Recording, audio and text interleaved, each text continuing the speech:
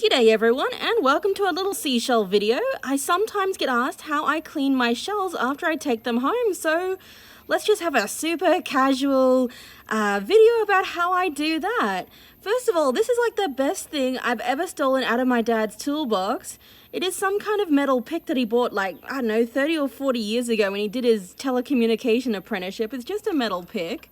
And it's what I use to get all the pebbles and stones out of my cowrie shells.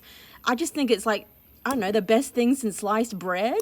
So there we go. One of them is already done. And this guy, because he is so shiny, he will not get a bleach bath. He will go right into my wash bucket with a bit of warm water and detergent for a quick roll around in there. But some of the other ones, like a cone shell like this, that's definitely going to go into the bleach basket or the bleach bucket. There we go. Get out the shells. Use the other side to kind of scrape on the inside. And yeah, another one clean. This will go into my bleach bucket. I'll show you that one in just a second. It's been piling up for over a month. This guy, I think he's going to be a bit harder to get this one out because he's got a little shell stuck in him. And I do want to apologize, everyone. I am doing this in the shade because it's so hot in the sun. So not the best lighting in this video. There we go. Got him out. Perfecto. Give him a little bit of a tap. Yep, he's ready for the bleach bucket as well. Another great looking snakehead here. He's not going to go in the bleach bucket. Don't want to bleach a shiny cowrie. There we go. Wiggle him out a bit. Got some more stones stuck in him. Wiggle, wiggle. See, more of them just appeared in there.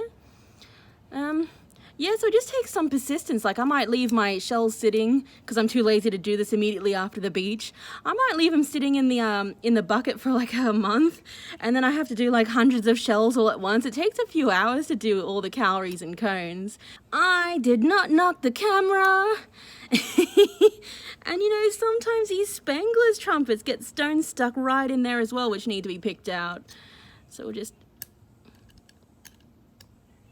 yeah. There we go. Got that one out. Doesn't take too much force, but it doesn't not take too much force. So yeah, just the main thing to remember is, you know, don't stab yourself. I think those are good words to live by. Just in general, don't stab yourself. There we go. There we go. Another one done.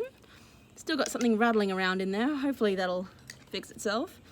And a rosa cowrie now.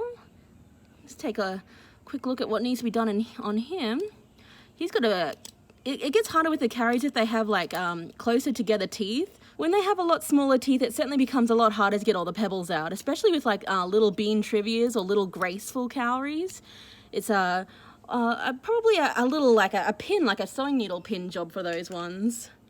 There we go. This guy's easy. He's only got one pebble in him, or two pebbles. There we go. He's nice and clean. These guys are fairly tedious, these little yellow dove shells, because you pick up so many of them and their openings are so small. Oh, that one was easy. All right, we got all the stones out of that one. Another cone shell right here. We'll get him all cleaned out. There we go. It's not too hard. There we go. Give them a little bit of a shake. They usually get stones like stuck further inside of them as well, but sometimes you just can't do anything about them. So yeah, do these have a smell? Yes. They do smell just a little bit, which is one of the reasons why I would definitely advise washing shells after you bring them back from the beach. Don't want the smell smelling up your place. But now the ones that probably everyone wants to see, these guys. How do I actually clean these beautiful orange droop shells? Because they're kind of crusty boys, aren't they? Look at them. Oh, don't want to drop them. They're very heavy shells. So if I just threw something like this into the bleach bath, it wouldn't actually get off all this incrustation on it. It would just bleach the incrustation and it would still be there. So these ones need like a really, really good cleanup. And for that, I actually have a wire brush, which I will use after I use my little poking tool to pick off some of these barnacles and heavier items. Then I'll give them a wire brush scrub. And while I'm using the wire brush, I will be wearing my leather gloves and wearing a mask. Now, this one looks fairly full on, not gonna lie. It's what was in the house. I don't know why it was in the house. You could probably get away with wearing one of those like standard masks that, I don't know, you were probably wearing around the shopping centers during 2020, you know? But yeah, we'll be wearing this because you do not want to breathe in any of the dust that is coming off these shells. That could be very damaging to your lungs. So I'm wearing my Super U-Butte one, which is way over the top, and scrubbing it away with gloves and a wire brush. So let's get into that. All right, I can probably pick these off first without needing any kind of respiratory protection. Don't stab yourself, it's good words to live by, everyone. That white stuff I think might be a wire brush job. I don't know if I can get under it. This whole stuff might be a wire brush job. I think this will just be for the barnacles. Now the barnacles will come off anyway after bleaching, just because they don't survive being bleached very well. They just come off the shells after being bleached. So the reason I'm taking them off now is just so that it doesn't interfere with the cleaning process of the bleach and leave like a spot where the barnacles used to be. Now it's time to do a bit of a brush on these, and I will be wearing my mask and my gloves while using the brush.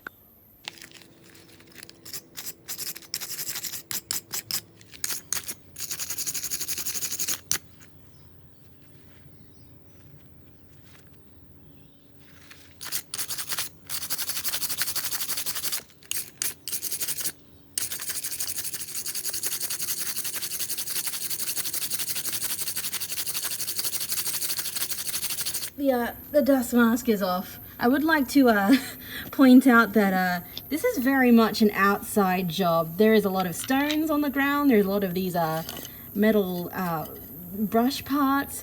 My phone and its stand are completely covered in the dust that came off of these, so I'm very, very happy that I was wearing a dust mask. Also, I'm sitting cross-legged on the ground. My legs also have a fair amount of dust on them, so I will wipe all that off. And yeah, these ones will go into a bleach bath. I've gotten as much of the incrustations off of these as I can get. I'm sure I'd be able to maybe do a little bit better if I put them in like an acid wash, but I don't really want to do that. I just want to bleach them, and then I'll mineral oil them. So you can kind of see underneath here, they've got this like nice kind of pinky color on some of them, and that's how they'll hopefully look. I mean, they won't be perfect, but then again, these ones really are. And they go into the bucket. This is just water in here right now, and they'll sit and be bleached for maybe between 4 to 6 hours, and then I'll leave them dry somewhere before I decide what I want to do with them, like display wise or put them away or something. So yeah, let's see how that goes. And maybe about up to there with bleach. Oh, I put some water in my bucket and some bleach. I didn't really talk too much during this section, so I guess I'll talk now. There we go. That was an entire 2.5 liters I needed to finish that one off. Give it a little bit of a shaky shake to settle it in, I guess. And I will put my glove on and see if there's any like floating at the top, and just plonk them all down, get out of the air bubbles. And now it's been about 4 hours later. It's time to see how they all look. I made sure to put on some gloves and go right to the outdoor drain. I mean, you could do it inside. No, you wouldn't want to do it inside. There's like grit and stuff that comes out. You don't really want it through your pipes. Anyway, yeah, I ended up doing multiple washes for this. It gets quite foamy on top when you like keep filling up the bucket with fresh water. So I think I did about 3 or 4 washes before I tipped it all. Well, I mean, am I tipping it out right now? There we go. Yep, so a couple of washes before I tipped it all out. But then I started grabbing a few of the shells, and I noticed my fingers were all slippery and slimy, so I didn't get off all the bleach. There was still bleach on them. I kind of just grabbed the garden hose and spent a few minutes kind of washing the outsides, washing the insides, and then starting to line them all up so that they would be able to dry. And it takes a while for like the insides of shells to dry after doing this, I've found. Like they still have drops in them even after a few days. But anyway, I mean, it doesn't bother me leaving them out here. It's fine.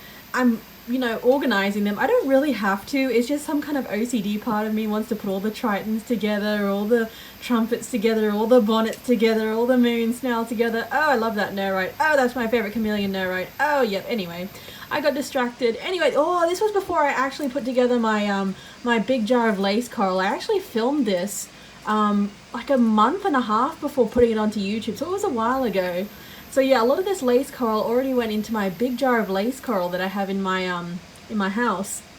I do use the crack in the pavers to stand up the cone shells like that, just so the water can get out of them more easily, so it drains out. Anyway, this is a look at all the shells I cleaned this time. This was like a month of collecting, And yes, some of these will go back to the ocean, but some of them will also stay with me. It's just, I love this hobby, so fantastic. The cleaning, oh boy, the cleaning. Anyway, thank you so much for watching, everyone. Bye, guys.